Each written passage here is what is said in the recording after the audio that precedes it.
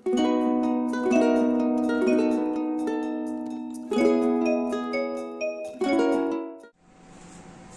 कैसे हैं आप लोग। अब लास्ट सेशन में मैंने आपको बता दिया था ग्राफिकल रिप्रेजेंटेशन ऑफ आइडियल और non ideal solution. Sorry for the delay, मैं एक दिन डिले हो गया, अपॉलॉजीज।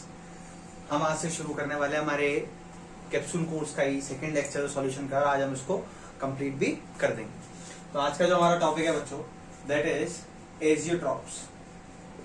एजियोट्रॉप्स बेटा, एजियोट्रॉप जो है that is a Greek word जिसका मतलब होता है कांस्टेंट बॉइलिंग मिक्सचर। क्या मतलब होता है इसका? Constant boiling mixture. Constant boiling mixture, ये मतलब होता है किसका? एजियोट्रॉप्स का, ग्रीक में, है ना, क्योंकि हमारी केमिस्ट्री जो है उसके अंदर ग्रीक वर्ड थोड़े से ज्यादा चलते हैं।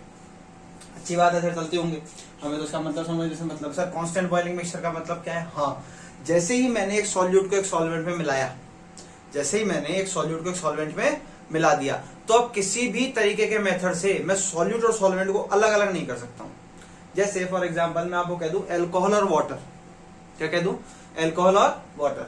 जैसे ही अल्कोहल का आपने मिलाया, पानी में मिलाया, एक पैक बनाया, अब उसके बाद इस दुनिया में कोई भी माइकल लाल ऐसा पैदा नहीं हुआ है जो अल्कोहल और पानी को अलग अलग कर दे, because they will form a azeotropic mixture, that is constant boiling mixture। ठीक है, तो यानी कि constant boiling mixture क्या है? हम क्या कह सकते हैं कि that solution or that mixture which boils at constant temperature। constant temperature का होगा constant boiling point के लो, constant boiling point, उसको हम क्या बोलते हैं? एजियोट्रॉप बोलते हैं। ऐसे मिक्सचर जो कांस्टेंट बॉइलिंग पॉइंट पे बॉइल होते हैं, बस बात खत्म। इसके अलावा कोई ज्यादा अपने इसमें दिमाग लगाने की आवश्यकता नहीं है। एजियोट्रॉप दो तरीके के होते हैं। एक तो होता है minimum boiling azeotrope, minimum boiling azeotrope. दूसरा जो है वो होता है maximum boiling azeotrope, maximum boiling azeotrope. ठीक है, प्रॉप नहीं है, प्रॉप समझ लो इसको, ट्रॉप है, मैक्सिमम बॉइलिंग एजियोट्रॉप। अब मिनिमम बॉइलिंग एजियोट्रॉप कब आएगा? जब वेपर प्रेशर बहुत ज्यादा हो जाएगा। Boiling point is inversely proportional to vapour pressure, you know it very well. अब साथ में अगर मैं कह रहा हूं मिनिमम बॉइलिंग एजियोट्रॉप, इसका मतलब उसका वेपर प्रेशर ज्यादा है, और वेपर प्रेशर ज्यादा पॉजिटिव डेविएशन वाले नॉन आइडियल सॉल्यूशन में होता है। तो ये किसमें मिलता है? ये किसमें मिलता है बच्चों? Non ideal solution with positive deviation में, क्योंकि इसी में वेपर प्रेशर ज्यादा होगा जनरल कंडीशन से, तो उसका बॉइलिंग पॉइंट कम हो जाएगा। और ये आपको मिलेगा non ideal solution with negative deviation में। अगर मैं इसका एग्जांपल बोलूं तो मैंने कहा था polar plus non polar, H2O, alright.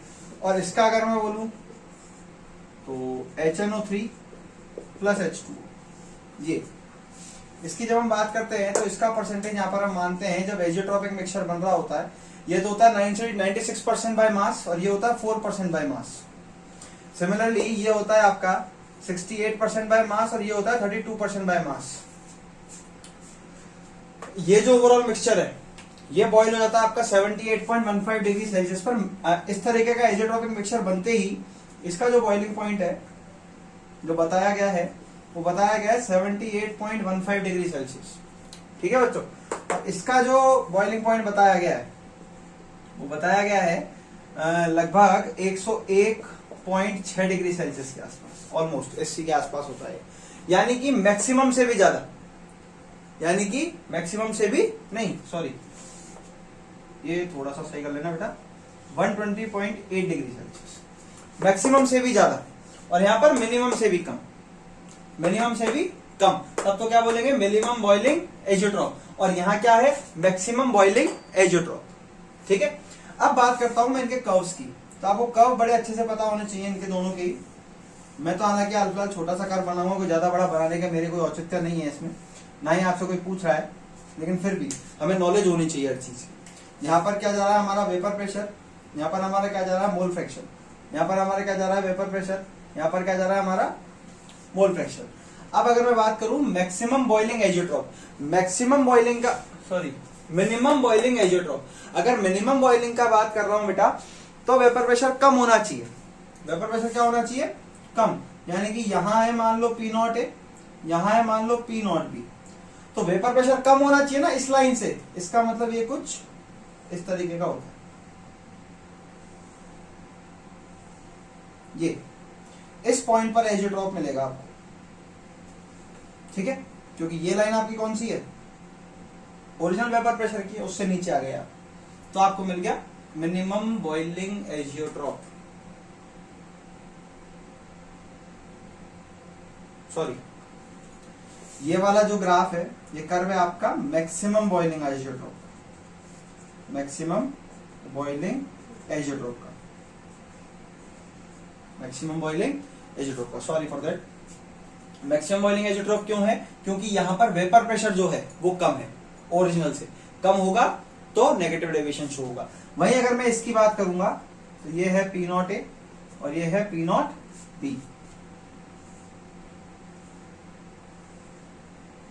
ये तो यहां पर आपको एजियोट्रॉप मिलेगा और ये इससे ऊपर होगा तो हम इसको बोलेंगे minimum boiling azeotrope, minimum boiling azeotrope. यानी एजियोट्रॉप को पहचानने के लिए आपको कोई अलग से कर्म कांड या कहानी करने की कोई आवश्यकता नहीं है, आपको केवल non ideal solution with negative और पॉजिटिव डेविएशन आना चाहिए, जो हमने लास्ट लेक्चर में बहुत अच्छे से कवर अप कर लिया था। एक बार आप इसको नोट करेंगे फिर हम आगे चलेंगे। तो आई होप आपने इसको नोट कर लिया होगा। तो ये था हमारा एजियोट्रॉप और यहां आते ही हमारा एक पार्ट ऑफ सॉल्यूशन हो जाता है खत्म। अब हमको वो चीज देखनी है जहां से क्वेश्चन उतर के आएगा, उनको हम बोलते हैं बेटा कॉलिगेटिव प्रॉपर्टीज। तो चलिए जरा डिस्कस करते हैं बेटा कॉलिगेटिव प्रॉपर्टीज क्या होती हैं। आइए, आप भी मुझे चाहें तो बता सकते हैं कमेंट सेक्शन में, है ना। हालांकि this is not live but फिर भी आप चाहें तो मुझे कमेंट सेक्शन में बता सकते हैं कि सर कॉलिगेटिव प्रॉपर्टीज ये होती है। हालांकि वो तो मैं बता ही रहा हूं होती क्या है। तो देखिए कॉलिगेटिव प्रॉपर्टीज, कॉलिगेटिव प्रॉपर्टीज का मतलब क्या है? Colligative properties are those properties which only depend, colligative properties are those properties which only depend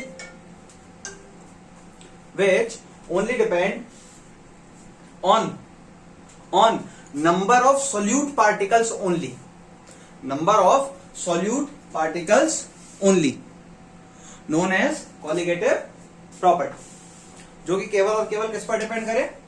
number of solute particles पे। मतलब उसको कोई लेना देना नहीं है कितनी चीजें आ रही हैं, कितनी नहीं आ रही हैं, कितनी जा रही हैं, नहीं जा रही हैं, डजंट मैटर।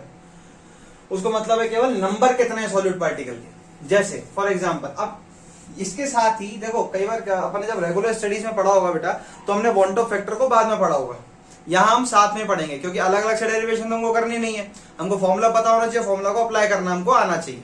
ऑलराइट, तो जरा कोशिश करो और गौर करो समझने की कि यहाँ के यहाँ साथ के साथ मैं आपको बताऊंगा कि वांट ऑफ फैक्टर क्या होता है। वांट ऑफ फैक्टर क्या होता है? Van't Hoff factor is denoted by i, पहली बात। दूसरा, इसका जो फॉर्मूला है वो होता है observed upon theoretical, observed upon theoretical इसका फॉर्मूला होता है ना। यानी कि abnormal colligative property divided by normal colligative property, CGP.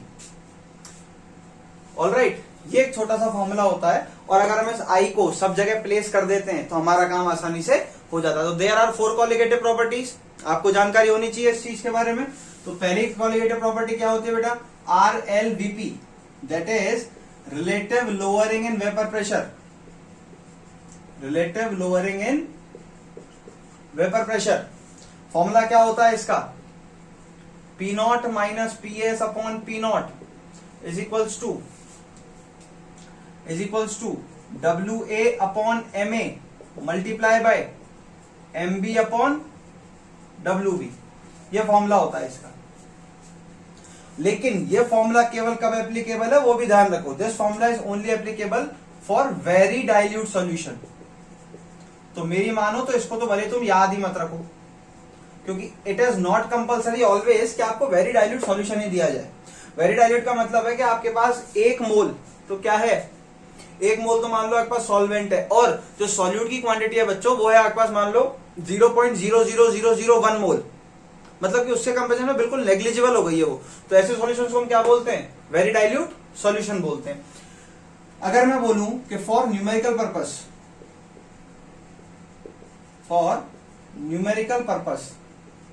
तो आपको क्या करना है, PS minus P not upon PS,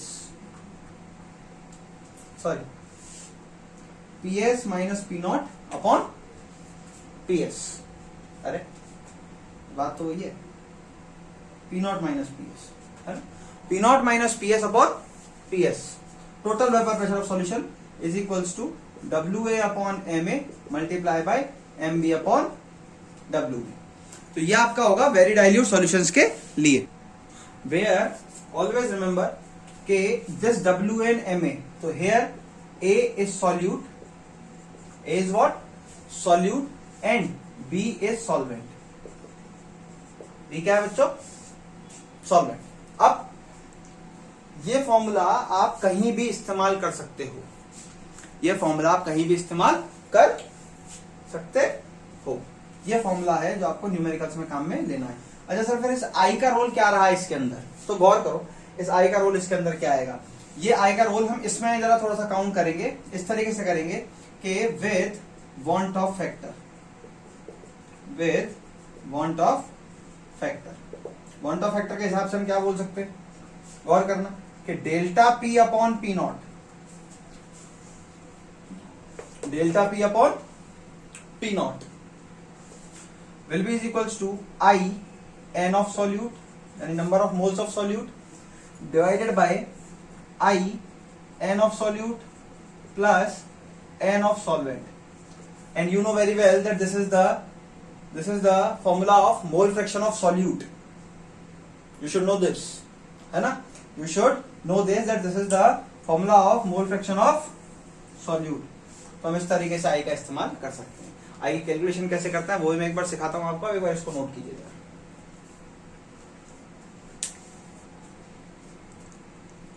I hope आपने नोट कर लिया होगा। तो हम जरा बात करते हैं एक बार आई की कैलकुलेशन की, कि आई को कैलकुलेट कैसे किया जाना है। अब आपने जस्ट इस फॉर्मूला में देखा है ना, हालांकि ये मैंने मिटाया नहीं, एक बार देख लीजिए कि ये जो वेपर प्रेशर है इट इज डेल्टा पी जो है it is inversely proportional to M, यानी कि मॉलिक्यूलर मास ऑफ सॉल्यूट के क्या है, इनवर्सली प्रोपोर्शनल है। तो अगर मैं चाहूं कि because CGP that is colligative property is inversely proportional to molar mass of solute, यानी कि मोलर मास ऑफ सॉल्यूट, तो मैं अगर चाहूं तो इस चीज का इस्तेमाल यहां कर सकता हूं और लिख सकता हूं I will be equals to 1 upon abnormal molar mass. Sir abnormal molar mass क्या बला है, तो सुन लो एक बार, हालांकि आपको पता होना चाहिए। एबनॉर्मल मोलर मास वो मोलर मास है जो कि असल में किसी भी कंपाउंड का होता है। जैसे मैं कार्बोक्सिलिक एसिड को अगर बेंजीन में डालूंगा तो ये उसकी प्रॉपर्टी है कि वो डाइमराइज होगा। क्या होगा बेटा, डाइमराइज होगा via intermolecular H bonding, via intermolecular H bonding से वो डाइमराइज होगा। यानी आपने तो डाला 1 मोल, लेकिन वो एसोसिएट होकर कितना मोल हो गया, 2 मोल हो गया। तो आप जो प्रॉपर्टी निकाल रहे हो तो 1 मोल के लिए निकाल रहे हो ना, जबकि आपके सॉल्यूशन में कितने हो गए, सॉल्यूशन में तो एसोसिएट हो गया, वो पास आ गया, एक तरीके से मान लो आधा हो गया वो। तो अगर मान लो कोई चीज डिसोशिएट हो गई तो आपने तो डाला 1 और वो हो गए 2, आप कैलकुलेशन किसकी कर रहे हो, 1 की। एक कंडीशन में आधा हो गया, दूसरे कंडीशन में वो डबल हो गया, तो आपकी कैलकुलेशन कभी सही आएगी क्या, कभी सही नहीं आएगी। इसके लिए हमको किसकी जरूरत पड़ती है, आई की जरूरत पड़ती है। तो 1 अपॉन नॉर्मल मोलर मास, नॉर्मल मोलर मास, इसका अगर मैं अपोजिट कर दूं तो you will get normal molar mass upon abnormal molar mass. Sir ऐसे नहीं, सर एग्जाम्पल समझो, जैसे एग्जाम्पल के तौर पर अगर मैं बोलूं आपको कि carboxylic acid dimerises in benzene. Benzene में कार्बोक्सिलिक एसिड क्या होता है बेटा? डाइमराइज होता है। और जो जनरल एग्जाम्पल आपको देखने को मिलेगा that is ethanoic acid. General example आपको देखने को क्या मिलेगा? Ethanoic acid. लेकिन मैं सबके लिए बता रहा हूं, है ना। तो इसका नॉर्मल मोलर मास अगर मुझे मानना है, if I want to assume the normal molar mass then it will be x। But क्योंकि ये डाइमराइज हो रहा है तो एबनॉर्मल मोलर मास क्या हो गया? जो एक्चुअल में आया, जो आपने ऑब्जर्व किया है उसकी बात कर रहे हैं। थियोरेटिकल तो क्या होना चाहिए था? ये होना चाहिए था। देखो लिखा भी है ऑब्जर्व अपन थियोरेटिकल। थियोरेटिकल तो क्या होना चाहिए था? x होना चाहिए था। लेकिन जो निकल कर आया वो क्या आया? जो आपने ऑब्जर्व किया वो आया 2x। वो क्या आया? 2x। तो ऐसी कंडीशन में अगर मैं i निकालना चाहता हूं, ऐसी कंडीशन में क्या निकालना चाहता हूं? अगर i निकालना चाहता हूं तो फिर मेरे लिए i निकालने का तरीका क्या है? बताओ। Normal molar mass upon abnormal molar mass, यानी कि x बाई 2x। ये कैंसिल हो गए, कितना आ गया? 0.5। यानी कि carboxylic acid in benzene I is fix, that is 0.5। अब इसी के साथ मैं आपको एक और चीज सिखाऊंगा कि अगर आयनिक हो तो क्या करें और अगर नॉर्मल कंपाउंड हो तो क्या करें। लेकिन उससे पहले इसको नोट करो, please note it down.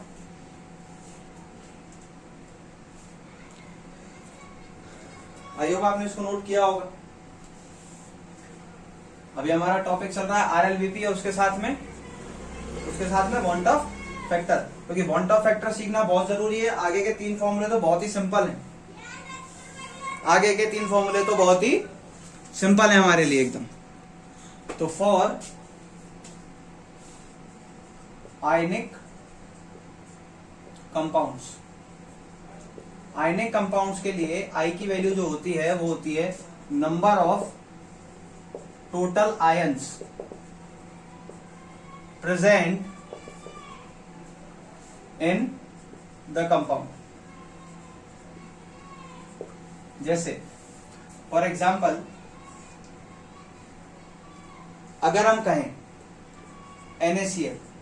NaCl में कितना आयंस आएंगे? टोटल 2 आयंस आएंगे। एक तो आएगा Na प्लस, एक आएगा Cl माइनस।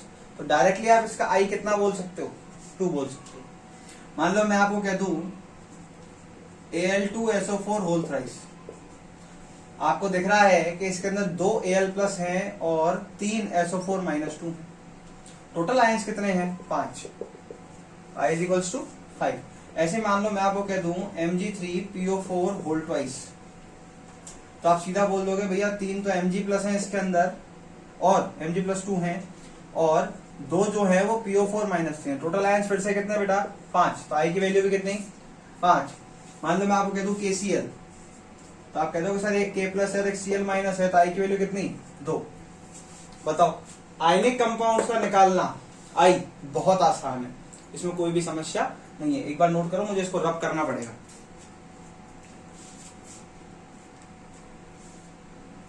हाँ जी, ये मैंने ऑलरेडी रब कर दिया है। अब जनरल कंपाउंड से अगर मैं बात करूंगा तो या तो उनका एसोसिएशन हो सकता है या फिर उनका डिसोसिएशन हो सकता है। तो अगर डिसोसिएशन हो जाए तो क्या, और अगर एसोसिएशन हो जाए तो क्या? 2 ही चीजें तो है हमारे पास। अगर डिसोसिएशन हो जाए तो क्या और एसोसिएशन हो जाए तो क्या? तो डिसोसिएशन में तो ध्यान रखना कि AN जो है वो टूट जाता है Na में। AN जो है वो टूट जाता है Na में, यानी कि अगर मैं इसके इनिशियल की बात करूं, इसके मोल है 1, इसके हैं 0, इसके हैं 0। इसकी अगर मैं बात करूं फाइनल की, फाइनल मोल्स की, तो ये होगा 1 माइनस अल्फा और यहां बनेंगे N अल्फा, यहां बनेंगे N alpha.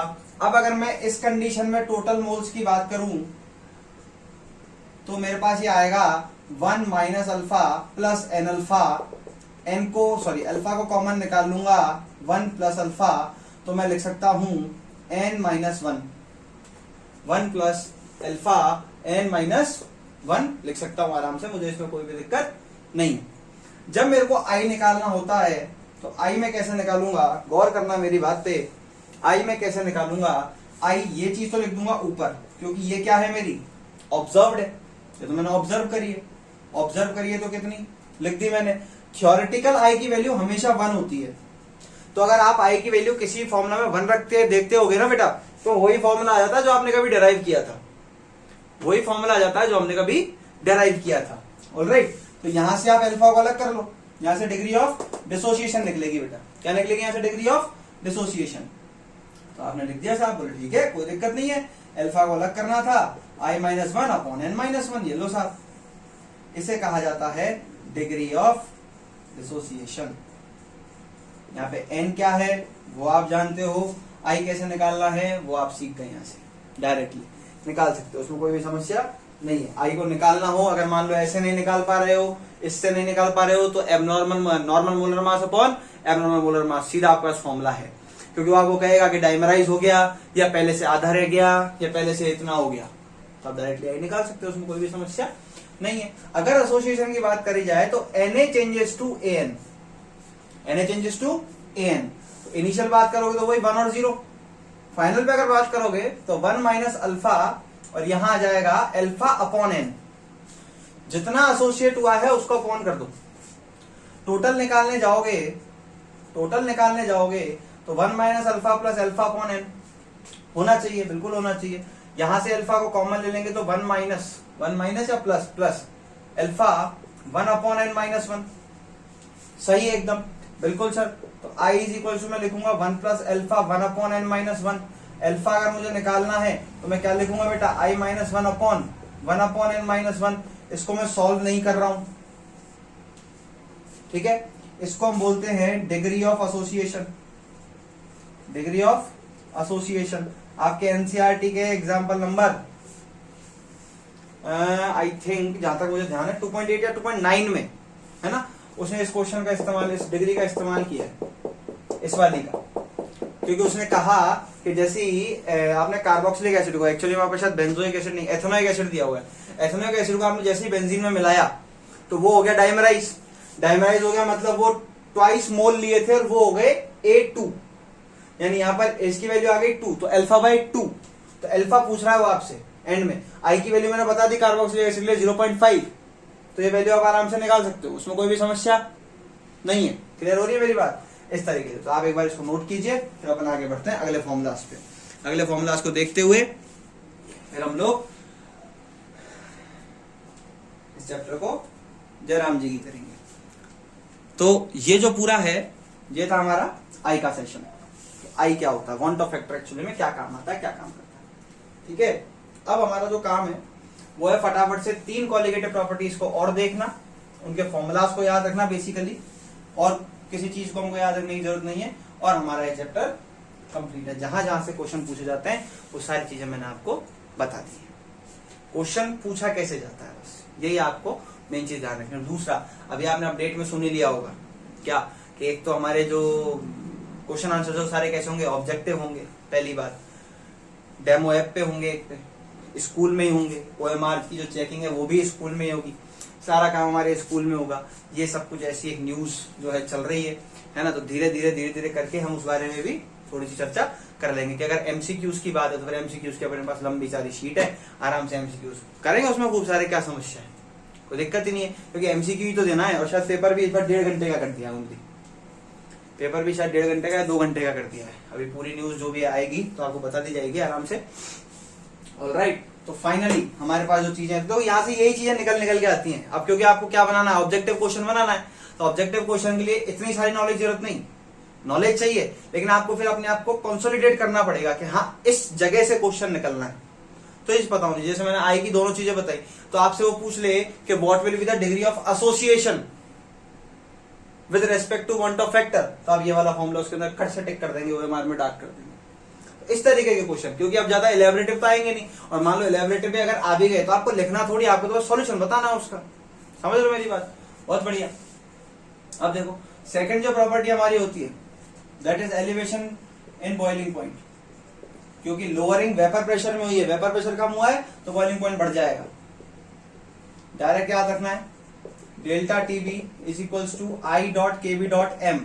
Here this M is molality, and इस KB के बारे में कई बार पूछा जाता है कि ये क्या है, तो it is molal elevation constant, है ना, इसको अगर अपन ये बोले क्या, इसकी डेफिनेशन क्या है, तो ध्यान रखना, इसको हम बोलते हैं elevation in boiling point, elevation in boiling point at 1 molar concentration, और इसी का नाम होता है यूब्लियोस्कोपिक कांस्टेंट। ये छोटी सी चीज जो आपसे पूछी जा सकती है, आपको डायरेक्ट इस फॉर्मूला को लगाना है और उसको सॉल्व करना है। मोलारिटी का फॉर्मूला अगर आप नहीं जानते हैं तो आज जान जाओ, मोलारिटी का फॉर्मूला अगर आप नहीं जानते हैं तो आज जान जाओ, W of solute divided by molar mass of solute multiply by 1000 divided by weight of solvent. ये जो वेट ऑफ सॉल्वेंट है ये आपका ग्राम में होना चाहिए, तब कहीं जाके इसकी यूनिट मोल पर केजी बनेगी। केवी जो है हमेशा ध्यान रखो, given in the question, given in the question, question में हमेशा गिवन होता है, तो इसे परेशान होने की कोई आवश्यकता नहीं है। Third, depression in freezing point, depression in freezing point delta TF, नाम से पता चल रहा है डिप्रेस होना है, कम होना है। फॉर्मूला भी वही है, I डॉट के एफ डॉट एम। के एफ क्या है, molar depression constant, molar depression constant है ना, और you can say it cryoscopic constant, cryoscopic constant. Alright, ये चीजें हैं साहब। फिर से वही गिवन इन द क्वेश्चन। अगर इनके ग्राफ्स की हम बात कर लें तो डेल्टा टीबी के अगर ग्राफ की बात मैं करूंगा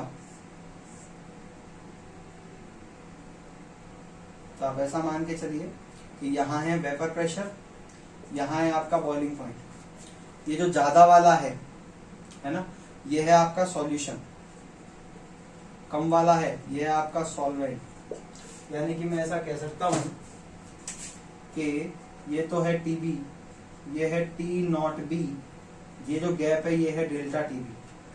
अब मान लो अगर कभी भी आपको किसी का बॉइलिंग पॉइंट निकालना है ना, अब ध्यान रखो कि आपको कैलकुलेटिव पार्ट स्ट्रांग बहुत होना चाहिए, तब जाके आप फटाफट चीजों को आपके उसमें अप्लाई कर पाओगे। तो टीबी डायरेक्ट लिखा जा सकता है 100 प्लस डेल्टा टीबी, जो भी डेल्टा टीबी की वैल्यू आए उसमें 100 को ऐड कर दो तो आपका क्या बन जाएगा, बॉइलिंग पॉइंट बन जाएगा। Until unless solvent is water, solvent क्या है, वाटर है, क्योंकि वाटर का ही बॉइलिंग पॉइंट 100 डिग्री सेल्सियस होता है इसलिए। ठीक है, अब अगर वही मैं बात कर लूं किसकी, डिप्रेशन की, तो डिप्रेशन वाले का ध्यान रखना थोड़ा सा, ये कर्व थोड़ा सा इस तरीके का होता है, ये लो ये वाला जो कर्व है भैया ये है सॉल्वेंट का, ये जो कर्व है ये आपके सॉल्यूशन का, ये है प्रेशर यानी कि वेपर प्रेशर, और ये है आपका फ्रीजिंग पॉइंट। तो हम इसको जो बोलेंगे, ये जो पॉइंट है, this is T not F, this is T F, T not F minus T F, it is delta T F. यहाँ आपको क्या ध्यान रखना है कि अगर कभी भी आप लिखना चाहते हो, टी एफ निकालना चाहते हो, तो directly just put a negative sign, and again until unless the solvent is water, solvent is what, water. ये चीज आपको ध्यान होनी चाहिए, नोट करेंगे एक बार इसको।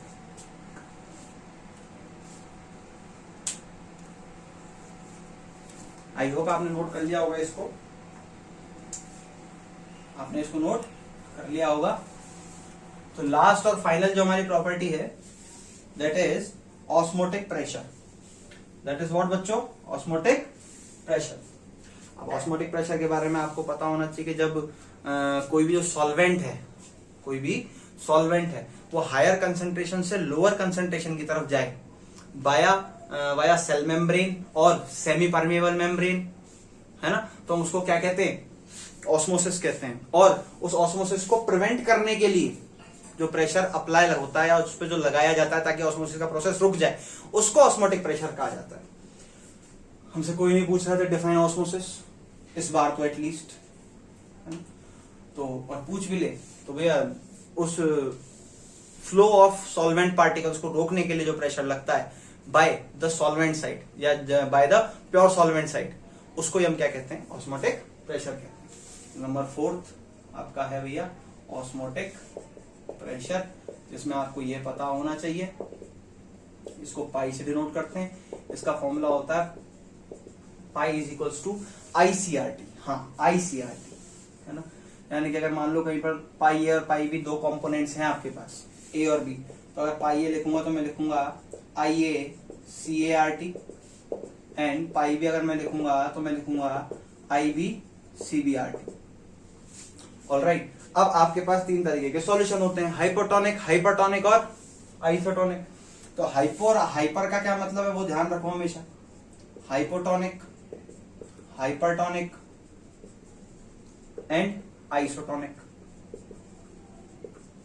हाइपो और हाइपर, जिसका ऑस्मोटिक प्रेशर कम हो वो क्या होता है हमेशा, जिसका ऑस्मोटिक प्रेशर कम हो वो क्या होता है हाइपोटोनिक, और जिसका ऑस्मोटिक प्रेशर ज्यादा हो वो क्या होता है हाइपरटोनिक। ठीक है, ये चीज हमेशा ध्यान रखना। कोई आपसे पूछ ले फ्लो ऑफ सॉल्वेंट किधर से किधर होता है, कोई आपसे पूछ ले कि फ्लो ऑफ सॉल्वेंट किधर से किधर होता है, तो ऑलवेज रिमेंबर हाइपो से हाइपर की तरफ होता है। हाँ, कहां होता है, हाइपो से हाइपर की तरफ होता है। क्यों, सोचो, क्योंकि इसमें कंसंट्रेशन कम है और इसमें कंसंट्रेशन ज्यादा है। हाँ, एक मिनट रुको, कुछ गलत कर दिया क्या, कुछ गलत कर दिया, क्या गलत किया, हमने ये गलत कर दिया कि कंसंट्रेशन जहां ज्यादा है वहां से लो की तरफ जाएगा। इसको अपन अभी थोड़ी देर में देखेंगे। आइसोटोनिक का ध्यान रखना, इसको भी थोड़ी देर में देखेंगे अपन, एक क्वेश्चन के थ्रू समझेंगे इसको। चलिए, आइसोटोनिक का ध्यान रखना है कि pi A is equals to pi B. ऐसी कंडीशन जब i A is equals to i B भी हो तो ही आप उसे क्या कहेंगे आइसोटोनिक, अदरवाइज उसको हम आइसोटोनिक नहीं कहेंगे। ऐसा क्वेश्चन आपसे एग्जाम में पूछा जा सकता है कि फ्लो ऑफ सॉल्वेंट किस तरफ से किस तरफ होता है, हाइपर से हाइपो होता है, हाइपो से हाइपर होता है, कांस्टेंट रहता है या नन ऑफ दीज, तो आपको ये बताना पड़ेगा। तो देखो मैं आपको बताता हूं, हमारी जो आरबीसी होती है ना, आरबीसी रेड ब्लड सेल, इसकी जो कंसंट्रेशन है वो होती है 0.9% W/V NaCl, ये होती है। अब मैंने तीन सॉल्यूशंस रख दिए, क्या रख दिया मैंने बच्चों, तीन सॉल्यूशंस रख दिए, जिसके अंदर एक की जो कंसंट्रेशन है दैट इज ग्रेटर देन 0.9%, इसकी कंसंट्रेशन है इक्वल टू 0.9%, और ये जो है इट इज लेस देन 0.9%। अब इसके अंदर हमारी आरबीसी रखी हुई है, रेड ब्लड सेल, यहां रखी हुई है, यहां रखी हुई है और यहां रखी हुई है आरबीसी। रेड कलर से बता रहा हूं तो इसलिए लिखने की जरूरत नहीं। खुद सोचो, मैंने थोड़ी देर पहले बताया था कि हायर कंसंट्रेशन से लोअर कंसंट्रेशन की तरफ जाता है फ्लो। ये कंसंट्रेशन ज्यादा है ना, ये लो है ना, ये कंसंट्रेशन ज्यादा है ना इस सॉल्यूशन की, इसका इसके बराबर है, इसकी इससे कम। अगर इस सॉल्यूशन की कंसंट्रेशन ज्यादा है, कंसंट्रेशन ज्यादा है, तो बताओ कहां से कहां जाएगा, यानी उसके अंदर सॉल्वेंट कम है इस सॉल्यूशन में, इसमें सॉल्वेंट ज्यादा है, इसमें सॉल्वेंट ज्यादा है, इसका मतलब यहां से यहां कूद जाएगा, यहां से यहां कूद जाएगा। भाई जिसकी कंसंट्रेशन ज्यादा है इसका मतलब उसका सॉल्वेंट भी, उसका सॉल्वेंट कम है, उसका सॉल्वेंट कम है, और इसका सॉल्वेंट ज्यादा है। जिसका सॉल्वेंट ज्यादा है वो वहीं से तो कूदेगा अंदर, बोलो हाँ क्या ना। अरे भाई जिसका सॉल्वेंट ज्यादा है उसी में से तो कूदेगा, यहां पर नो चेंज। और अगर कंसंट्रेशन कम हो गई, नहीं यार ये मैंने उल्टा कर दिया, कंसंट्रेशन अगर ज्यादा है तो हायर से लोअर कंसंट्रेशन की तरफ जाएगा। हाँ, हायर से लोअर कंसंट्रेशन की तरफ जाएगा। हाँ जी, तो बिल्कुल पहले वाला ही हमारा सही था, बिल्कुल एकदम पहले वाला सही कैसे था वो चीज समझेंगे जरा। इस टाइम अगर मैं देखूं तो इसकी कंसंट्रेशन क्या है बेटा, कम है, यानी कि इट इज हाइपोटोनिक, हाइपोटोनिक है। अब अगर ऐसा है, हाइपोटोनिक होते ही क्या होगा कि इसकी कंसंट्रेशन क्या है, कम है, हायर कंसंट्रेशन से लोअर कंसंट्रेशन में आना है, इसका मतलब यहां से यहां जाएगा। अगर इसके अंदर जाएगा तो ये क्या हो जाएगी बेटा, स्वेलो हो जाएगी, क्या हो जाएगी, स्वेलो नहीं स्वेल्ड अप हो जाएगी, स्वेल्ड अप। जैसे ये स्वेल्ड अप हुई तो ये क्या हो जाएगी, बर्स्ट हो जाएगी, क्या हो जाएगी बेटा, बर्स्ट हो जाएगी। यहां पर कोई चेंज होगा ही नहीं। यहां पर अगर आप देख रहे हो तो it is hypertonic, it is what, hypertonic. अगर हाइपरटोनिक है तो इसमें से वाटर बाहर निकल जाएगा, बाहर निकल जाएगा तो श्रिंक हो जाएगी। क्या हो जाएगी बेटा? श्रिंक हो जाएगी। यानी कि अगर आप देख पा रहे हो तो हाइपर से फ्लो हाइपो की तरफ होता है। कहां होता है? जैसा कि मैंने आपको सबसे पहले बताया था कि हाइपर से फ्लो हाइपो की तरफ होता है। ये फ्लो होता है हमेशा। अच्छा पूछ लिए कि फ्लो ऑफ सॉल्वेंट कैसे होता है, तो भैया हाइपर से हाइपो, हाइपर से हाइपो। क्लियर है ये चीज? क्लियर है ये चीज? इसी के साथ हमारा सॉल्यूशन चैप्टर कंप्लीट होता है। जितनी भी चीजें आपसे इस बार एग्जाम में पूछे जाने की संभावनाएं हैं वो मैंने यहाँ पर सारी आपको एक्सप्लेन करके बता दी हैं। ठीक है, ये चीजें मैंने बता दी है। ये आरबीसी वाला तो अक्सर पूछता ही रहता है, वो कई बार ये पूछ देता है कि अगर आपकी आरबीसी हाइपोटोनिक है तो क्या होगा। तो ये टर्म्स भी मैंने यहाँ पर आपको बता दी है। इनके बाहर, इनके अलावा कुछ भी नहीं आएगा, ये मेरी गारंटी। ऑलराइट, तो आई होप आपने आज का सेशन एंजॉय किया होगा। आप इसको नोट भी कर लीजिए साथ साथ। हाँ जी, तो आई होप आपने आज का सेशन एंजॉय किया होगा। Sorry for the delay, but अब कोई भी डिले नहीं होगा, रेगुलरली वीडियो आएंगी। ठीक है, किसी वजह से एक दिन थोड़ा सा डिले हो गया था, बट इट्स ओके। मैं थोड़ा सा न्यूज वगैरह में देख रहा था कि कोई सही का डिसीजन आ जाए ताकि मैं आपको इन्फॉर्म कर पाऊँ उस बारे में। तो हाल फिलहाल अभी ऐसा सुनने में आ रहा है कि आपके जो एग्जाम्स है वो होंगे और 2 शेड्यूल्स के अंदर होंगे। अगर 2 शेड्यूल्स के अंदर होंगे तो जाहिर सी बात है, उन्होंने कहा ही है कि क्या होगा कि आपके एग्जाम जो है वो OMR शीट में होंगे, ऑब्जेक्टिव टाइप के होंगे, मल्टीपल चॉइस क्वेश्चंस होंगे। तो इस तरीके का पूरा पैटर्न रहेगा जिसके ऊपर भी अपन चर्चा करेंगे, लेकिन अगले चैप्टर में चर्चा करेंगे आराम से। आज के लिए अपना इतना ही है। ठीक है, stay home, stay safe. Thank you very much. Okay, bye.